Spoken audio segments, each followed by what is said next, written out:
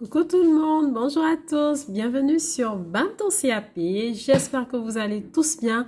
Je sais que pour beaucoup d'entre vous, lundi va être un passage pour le EP1, d'accord? Donc j'ai reçu certaines demandes, je vais me permettre, avant qu'il ne soit trop tard, de répondre à vos attentes, d'accord mesdames? Alors, si c'est la première fois que tu tombes sur cette chaîne, franchement, n'oublie pas de t'abonner pour ne pas rater mes prochaines vidéos. N'oubliez surtout pas de partager, pourquoi pas, et surtout de me mettre un pouce bleu.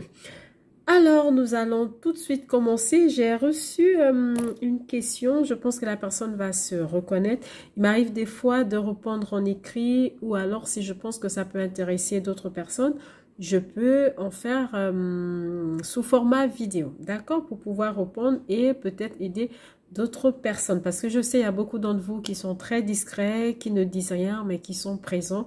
Je sais que vous êtes là. Merci à vous. Alors, la question qui m'a été posée était celle-ci, de pouvoir, si possible, faire une mise en situation lorsqu'on va au parc avec des enfants et que malheureusement, on a un enfant qui tombe et qui se blesse. D'accord? Alors, dans cette situation, tout dépend. D'accord? Si l'enfant tombe et que franchement, c'est une petite égratignure, ce n'est pas la même chose si malheureusement l'enfant tombe violemment et que c'est un peu plus grave. D'accord? Alors, si l'enfant tombe et que malheureusement vous vous rendez compte que c'est grave, ce qu'il faut faire, il faut parler à l'enfant, surtout s'il est conscient.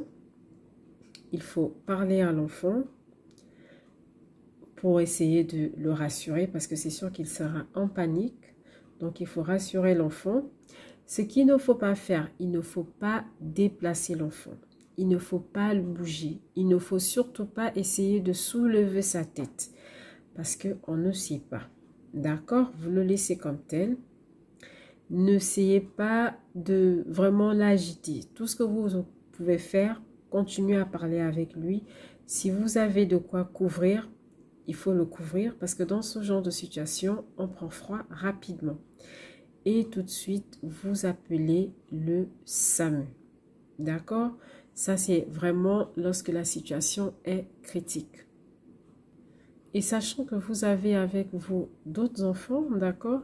Il ne faut pas laisser les enfants se mettre face à face de l'enfant qui ne se sent pas bien. Vous les mettez à l'écart, mais tout en ayant l'œil sur ces enfants-là. C'est-à-dire, vous ne les mettez pas trop loin parce qu'il faut que vous puissiez les voir. Mais en même temps, ne faites pas trop vivre cette scène aux autres enfants. D'accord? Et si possible, pouvoir aussi les rassurer. Hein, ça, c'est important. D'accord? Parce qu'ils vont être en panique. Mais qu'est-ce qui ne va pas? Donc, il faut essayer de les rassurer, les mettre à l'écart. Pas trop loin, mais quand même, il faut qu'ils n'assistent pas trop à ce qui se passe. Assister, c'est-à-dire, il ne faut pas qu'ils restent là devant le petit copain qui est par terre. Vous les mettez un peu en retrait, mais en ayant toujours la vue sur ces enfants-là. Surtout au parc, il y a beaucoup de personnes, on ne sait jamais. Donc, lorsque vous appelez le SAMU, d'accord, donc vous avez contacté le SAMU, il y a un protocole d'urgence qu'il faut toujours respecter, d'accord, lorsque vous faites appel au SAMU, c'est l'observation, c'est l'alerte, d'accord, et en 3, il faut toujours appliquer les recommandations qui vous seront données par le SAMU, parce que si vous les appelez, c'est que cela va au-delà de vos connaissances, d'accord, et qu'il s'agit d'une vie, on ne peut pas prendre le risque de faire n'importe quoi, d'accord. Donc, dans l'observation, ce qu'il faudra déjà, c'est voir si l'enfant se plaint de quelque chose, s'il y a vraiment un endroit qui lui fait mal, s'il vous dit quelque chose que peut-être j'ai très très mal à la tête, ou j'ai très mal au ventre, ou j'ai très mal au bras, ça dépend de comment est-ce que l'enfant est tombé. Donc, déjà, s'il se plaint, il va falloir noter cela, d'accord? Si l'enfant a un saignement quelque part, il va falloir notifier cela. Si vous remarquez aussi que l'enfant a du mal à respirer, il va falloir aussi le noter, d'accord? Donc, toutes ces informations sont importantes. Et ensuite, une fois que vous avez fait l'observation, parce que quand vous allez appeler le 15, ils vont vous poser des questions. Donc, n'appelez pas le 15 tout de suite comme ça. Il faut passer par cette étape observation, d'accord? Donc, une fois que vous avez fait cette observation, d'accord, vous allez les appeler.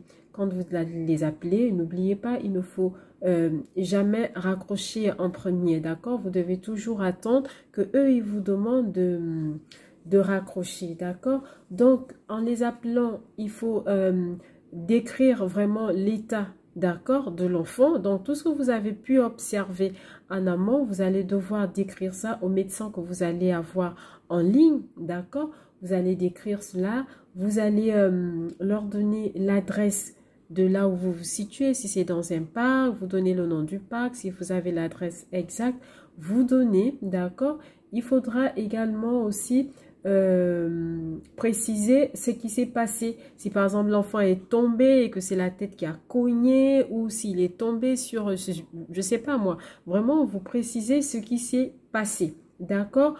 Donc, ne jamais raccrocher en premier, restez toujours en ligne avec eux parce qu'ils peuvent vous donner des indications de ce qu'il faut faire jusqu'à ce que les secours ils arrivent, d'accord? Il va falloir vraiment bien détailler l'état de l'enfant. Il va falloir leur donner l'adresse du lieu où vous vous trouvez, d'accord? Donc, vous allez préciser tout ça. Et ensuite, s'ils vous demandent s'ils vous donnent des consignes, donc ça, ce sera la partie 3. Il va falloir appliquer ces consignes-là. Le plus souvent, il vous demande de couvrir l'enfant. Continuez à parler avec l'enfant. Donc, vous allez le faire. Ne jamais, jamais, jamais donner à boire. D'accord? Même si l'enfant vous le réclame, essayez vraiment de faire diversion. Vous ne lui donnez pas à boire. D'accord? Et vous allez rester comme ça en ligne avec le médecin du SAMU. D'accord? Et s'il y a quelque chose d'autre qui se passe entre-temps, il faut tout de suite leur tenir au courant. C'est-à-dire par rapport aux détails que vous avez donnés, d'accord, tout au début de l'état de l'enfant, il peut y arriver que malheureusement, les choses dégénèrent du côté négatif. Donc, il va falloir tout de suite leur dire, eh bien, il y a telle chose maintenant qui est en train de se passer. Peut-être l'enfant respirait bien et là, je me rends compte qu'il ne respire plus. Ou si l'enfant était conscient et que là, maintenant, du coup, vous vous rendez compte qu'il est en train de perdre connaissance. Lorsque vous lui parlez, il n'est plus en capacité de correctement vous reprendre. Tout ce qui peut se passer entre-temps avant leur arrivée, il faut passer cette information, d'accord? C'est important franchement de connaître ces 3 étapes à suivre lorsque vous appelez le SAMU, d'accord? Donc du coup, si vous vous rendez compte que l'enfant qui arrivait à échanger avec vous, à un moment donné, il n'arrive plus à le faire et qu'il est dans un état d'inconscience, il faut tout de suite chercher à le mettre en PLS, c'est-à-dire en position latérale de sécurité. C'est important lorsque je ne sais pas si on peut dire un accidenté, ou en tout cas quand quelqu'un se trouve dans cet état-là et qu'il respire, d'accord, qu'il respire, mais vous vous rendez compte que la personne devient inconsciente. Après, je ne me posais pas trop des questions internes, je ne suis pas médecin, je vous donne franchement le simple protocole et après, je ne pense pas qu'ils iront chercher des questions plus profondes que ça, d'accord, parce que c'est un corps de métier. On ne va pas s'improvisionner médecin ou secouriste comme ça si on n'a pas eu une formation. Vous êtes d'accord avec moi? Donc, je vous donne vraiment ce qui est susceptible d'être posé comme question, d'accord? Après, s'il y a d'autres questions vraiment plus approfondies, je ne pense pas que je serai capable de vous donner des réponses. Peut-être allez-y chercher sur Internet ou dans des documents, d'accord? Donc, ça, c'est vraiment la procédure classique. Donc, si l'enfant il respire correctement, je reviens sur mes propos, si l'enfant respire correctement et que vous vous rendez compte qu'il a perdu connaissance, vous le mettez en position latérale de sécurité autant pour moi. Vous pouvez aller sur Internet pour regarder comment est-ce que ça se fait. D'accord, je ne vais pas rentrer dans ça. Donc, ça, c'est important. De plus souvent, on vous demande à quel moment il faut le faire. C'est vraiment quand une personne respire, mais qu'il est inconscient. C'est les mêmes questions qui viennent souvent aussi au permis, d'accord? Donc, vous le faites, c'est important parce que des fois, lorsque la personne est allongée, d'accord, on peut avoir des liquides, d'accord, qui peuvent venir comme ça étouffer l'enfant ou tout simplement la langue, d'accord, qui peut tomber en arrière et ça peut être beaucoup plus grave. Donc tout de suite, il faut changer la position de l'accidenté, d'accord? C'est pour cela, lorsque vous partez au parc, c'est toujours important de préciser que vous avez pris aussi avec vous votre trousse de secours parce qu'on peut trouver à l'intérieur un peu des choses importantes pour, par exemple, couvrir l'enfant. On peut avoir peut-être une couverture isothermique, d'accord? Donc, c'est toujours important de dire lorsque vous partez au parc que vous avez pris soin aussi de prendre avec vous la petite trousse de secours, d'accord? Parce que vous savez que dans la trousse de secours, d'accord, vous allez avoir des petites choses comme la couverture de survie, vous allez avoir des gants, vous allez avoir des petits pansements, vous allez avoir un antiseptique, désinfectant. D'accord, si le médecin, lorsque vous êtes en ligne avec le médecin du SAMU, s'il vous accorde d'utiliser, d'accord, le désinfectant antiseptique, parce qu'il doit vous donner l'accord, d'accord, à ce moment, vous pouvez l'utiliser parce que c'est vraiment en cas d'urgence, parce que quand c'est pour des petites plaies, bon, franchement, de l'eau avec un savon liquide pH normal, ça passe, mais lorsque c'est vraiment une blessure profonde, là, à ce moment, il faut vraiment faire attention, d'accord? Après, vous pouvez aller regarder que doit contenir, par exemple, la trousse de secours au sein de l'établissement ou chez une assistante maternelle, d'accord? Donc, après, vous allez avoir bien évidemment la partie, quand vous finissez avec le SAMU, ils sont arrivés, ils ont pris l'enfant en charge, bien évidemment, il va falloir prévenir les parents, d'accord? Comme ça, les parents peuvent comme ça vous rejoindre dans le milieu hospitalier où l'enfant sera admis ou emmené, d'accord, s'il l'emmène ou s'ils feront les soins sur place, tout dépendra, mais ce n'est que plus tard, pas plus tard, mais après avoir averti le SAMU, qu'ils aient fait ce qu'il y a à faire, que vous pouvez comme ça aussi informer, d'accord, les parents et dire ce qui a déjà été fait, c'est-à-dire le SAMU a déjà pris le relais, d'accord? Donc, les transmissions et autres, voilà, tout ça c'est après. Maintenant, dans le cas où l'enfant est tombé, il s'est fait mal, mais franchement, c'est une petite égratignure, écorchure, autant pour moi, c'est vraiment pas méchant. Bon, pour là, il n'y a pas de problème, hein. C'est-à-dire si la plaie elle est vraiment petite et qu'il n'y a aucun risque vraiment d'appeler les urgences parce qu'elle n'est pas profonde, d'accord? Donc ce qu'il faut faire c'est toujours nettoyer. Donc on nettoie avec de l'eau, avec du savon et savoir toujours qu'il faut nettoyer de l'intérieur vers l'extérieur parce que si vous commencez par l'extérieur, vous êtes d'accord avec moi que vous allez ramener des bactéries et puis là, risque d'infection alors qu'au départ, c'était une toute petite écorchure et qu'il n'y avait pas de risque d'infection, d'accord? Donc, toujours faire le nettoyage de l'intérieur vers l'extérieur et vous laissez comme ça à l'air libre. Voilà, c'est tout ce qu'il faut faire. Et ensuite, bien sûr, faire la transmission, toujours assurer l'enfant, toujours être bienveillant, d'accord? Parce que souvent, les enfants, ils voient un peu de sang, ils sont tombés, ils sont en panique. Donc, toujours les rassurer. Donc, bien évidemment, lorsque vous faites ça, vous cherchez à faire asseoir l'enfant, vous n'allez pas le faire debout. Donc, bien évidemment, l'enfant sera assis, vous allez prendre votre petite trousse, d'accord? Vous allez vous laver les mains, s'il y a de quoi se laver les mains, ou vous désinfecter les mains. Vous allez toujours mettre votre gant, il faut éviter les contaminations, d'accord? Donc, il faut mettre des gants, nettoyer, d'accord? Faire tout ce qu'il y a à faire. Et voilà, et après c'est de faire la transmission. Par contre, il ne faut pas appliquer d'antiseptique, hein, d'accord? Comme je l'avais dit plus haut pour les urgences, ça, il faut, quand c'est vraiment urgence, le médecin doit vous donner l'accord. Mais pour des petites blessures comme ça, pas besoin d'un antiseptique, c'est juste nettoyer avec un savon pH normal, savon liquide si vous en avez, ou un savon de Marseille si vous en avez. Mais c'est vraiment juste nettoyer et respecter comme j'ai dit, d'accord? Et puis voilà, donc je pense que j'ai répondu à la question de notre chère dame. Mais si c'est vraiment une blessure qui on se rend compte qu'elle fait mal, elle gonfle, l'enfant commence vraiment à se sentir bien, mal, autant pour moi, et qu'il y a risque d'infection. Ça veut dire que la plaie, elle est un peu plus profonde, ce n'est pas une simple plaie. Là, à ce moment, il faut faire attention, c'est-à-dire vraiment nettoyer correctement, et des fois, il peut y avoir des petites saletés à l'intérieur. Il va falloir les retirer avec la pince à épiler que vous avez dans votre trousse de secours, d'accord? Donc, il va falloir retirer les impuretés, les saletés qui se trouvent à l'intérieur, d'accord? L'enfant doit être assis, vous nettoyez, d'accord? Vous laissez sécher et après, vous mettez un petit pansement, d'accord?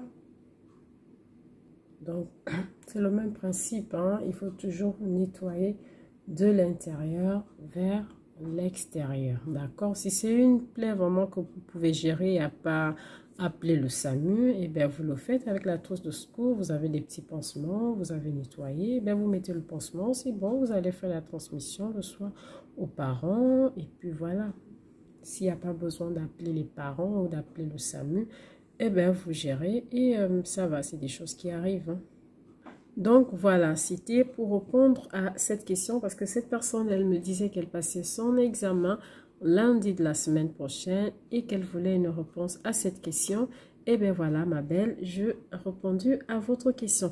J'avais une autre question, c'est vrai, qui m'avait été posée il y a un bon bout de temps, mais j'ai pas eu le temps de revenir dessus. Donc c'était de parler un tout petit peu du personnel de crèche. Comme vous le savez, c'est des questions qui peuvent venir en EP1 lors de l'oral, d'accord? Donc, on peut vous demander un peu de parler des professionnels de crèche, d'accord? Donc, comme vous savez qu'il faut toujours commencer par la directrice de crèche, d'accord? Donc, quand vous dites la directrice de crèche, ne dites pas tout simplement elle est directrice de crèche. Il va falloir préciser, par exemple, si elle est infirmière, de dire nous avons une directrice de crèche infirmière. Si elle est directrice de crèche et qu'elle est éducatrice jeune enfant, et bien vous dites nous avons une directrice de crèche éducatrice jeune enfant, ou alors si elle est auxiliaire puéricultrice, ben vous complétez cela, d'accord? C'est important. Donc on peut par exemple dire que nous avons une directrice de crèche, elle est infirmière, elle est responsable des tâches administratives, elle veille également au respect de sécurité. Donc, elle veille au respect des règles de sécurité, d'hygiène. Elle est, comment dirais-je, elle accueille les parents, les enfants, d'accord, lors, par exemple, des inscriptions. Elle est également responsable des soins d'urgence, d'accord. Ensuite, vous pouvez présenter la directrice adjointe. Donc, nous avons une directrice adjointe.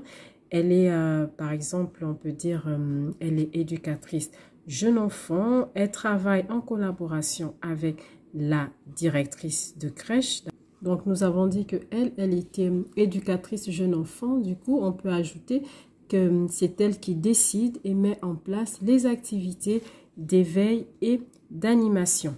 Ensuite, on peut continuer en disant que nous avons deux auxiliaires puéricultrices. Donc, elles effectuent des soins d'hygiène et de confort, d'accord, pour les enfants. Elles travaillent en coéducation avec les parents, d'accord. On peut dire qu'il y a également 3 agents titulaires de CAP petite enfance, d'accord, qui elle également s'occupe des enfants, participe à l'encadrement des activités, la mise d'encadrement des activités, d'accord. Donc, elles accueillent également aussi les enfants. Donc, vous pouvez le mettre. Ensuite, vous pouvez parler de l'agent technique. Donc, c'est elle qui prend, qui réceptionne et réchauffe les repas. Elle est responsable de la propreté au niveau de la structure. Elle s'occupe également du linge, de tout ce qui a été utilisé comme jouet pendant la journée. Nous avons également, on peut parler du médecin. Donc, nous avons un médecin qui n'est pas présent de façon continue dans la structure. Il vient à temps partiel et intervient souvent à la demande de la directrice et met en place avec elle les protocoles d'urgence. et vous pouvez finir par la psychologue ou le psychologue de crèche, d'accord? Donc, on peut dire que nous avons un psychologue donc, qui vient une fois, s'il vient une fois par semaine, bien vous dites, il vient une fois par semaine, il conseille et oriente l'équipe, les parents et travaille avec l'ensemble du personnel. D'accord? Donc, on peut s'arrêter là pour présenter comme ça le personnel de crèche. Donc, voilà, c'était une petite réponse comme ça à vous. D'accord? Et en même temps, si ça peut aider d'autres personnes, pourquoi pas. Sur ce, je vous dis merci et à très bientôt pour une prochaine vidéo. Les amis, je compte sur vous pour avoir un pouce bleu et pourquoi pas des commentaires. Allez, à bientôt et tenez bon courage. Ceci à paix, je vous dis, vous allez la voir.